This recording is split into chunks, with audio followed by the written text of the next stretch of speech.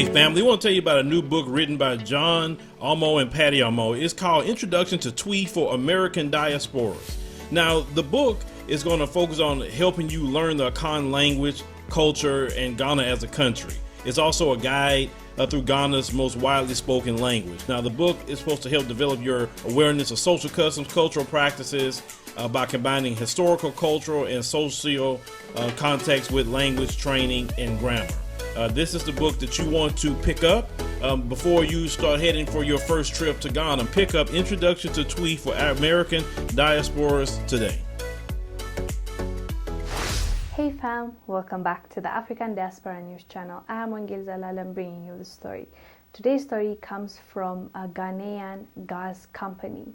They just announced that they've been saving $3.5 million per month because they have just basically kicked out the Chinese and replaced them with local talents. So this company hired about 50 Chinese people to work on that factory. And they have been paying a lot of money. It was expensive for them. So they eventually decided we need to do something about this cost because it's really expensive and we can't keep up. So they ensure that the locals got the training, the people with the degrees that are just sitting there being unemployed, the youth that is ready to learn and work but is not being given the opportunity. So they hired 50 Ghanaian and replaced the 50 Chinese employees. And guess what happened? They have recorded that they have saved $3.5 million in a month. Just imagine that. $3.5 million is a lot of money. So the CEO of the gas company said that they have not had any issues so far with the locals, with the Ghanaian employees. He said everything is going well and they're brilliant. So far, so good. And this is actually a really good news as far as I'm concerned. And even for Ghana, let's start from this. Let's talk about the 50 employees that get to have a job now, that get to exercise what they have learned, that get to feed their families. And the company itself saved $3.5 million. That's a plus for the company.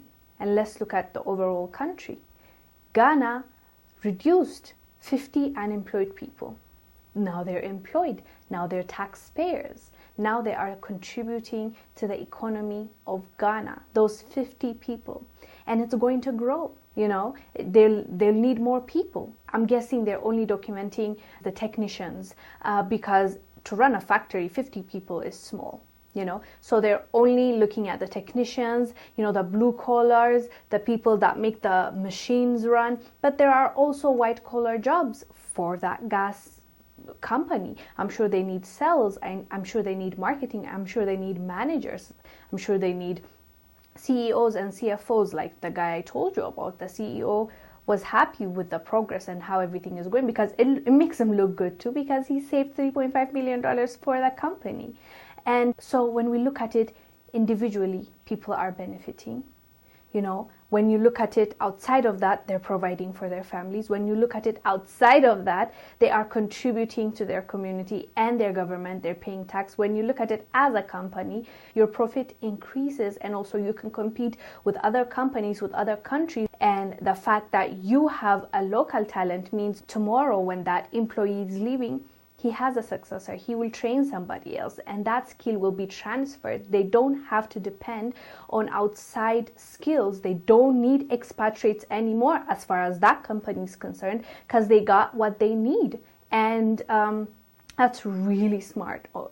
I love what they did, because many African countries still till this day pay a lot of money, not just to the Chinese people, but other expatriates from the US, from the UK, from you name it. People come to Africa to transfer skill. Expatriates are supposed to come in there to work, but at the same time to train you, because it's assumed that that skill is not there in that country. So they come there, but usually what happens is they keep extending their contracts, and those foreigners work and get the money and the locals are not. And the thing about expatriates is they cost a lot. You have to, usually the companies, when they bring in expatriates, they have to pay for their house, their transportation, there's allowance, there's disturbance allowance that they get, all these things. You don't need to pay the locals.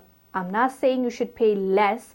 I'm saying there's extra added cost when it comes to expatriates as opposed to a local. They don't need extra like disturbance allowance. Why? Because they're already living in that community. You're just giving them a job. You know, like there's a fee for locals, there's a fee for expatriates because it's also converted. You're being paid with US dollars or euro. That also matters. So by no means I'm saying you should pay them less, but it is a fact.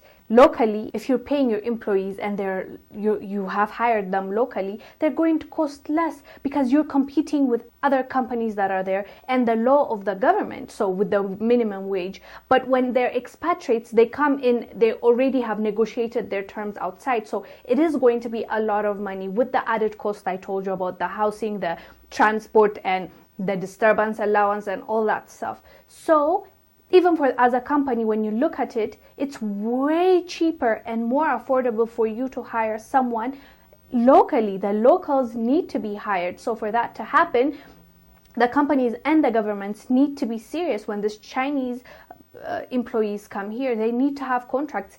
You are supposed to work. If it's 2 years, you finish your work, but at the same time, you have to train 10, 20, 30 people, and there needs to be an assessment to make sure that that person actually trained and gave the skills that maybe that was not available locally. Anyway, so the main thing is they have woken up.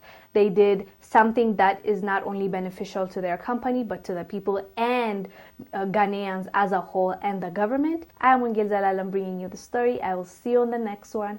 Bye. In search of a financial opportunity to pay off student loans, a young Black American woman moves to South Korea to work. As the author, Bootsy W. recalls culture shock and fun adventures in a country far from home. She's also faced with anti-Black racism and featureism, quickly learning that white supremacy is practiced not only by whites, but by those that are categorized as people of color.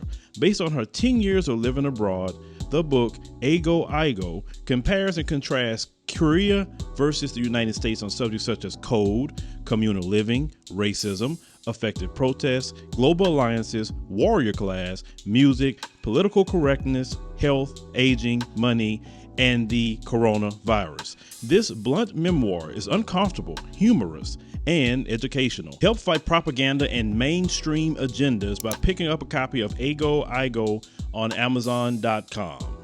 Thank you for watching. Make sure to subscribe to our YouTube channel and download the African Diaspora News Channel app, now available on Google Play and the Apple App Store.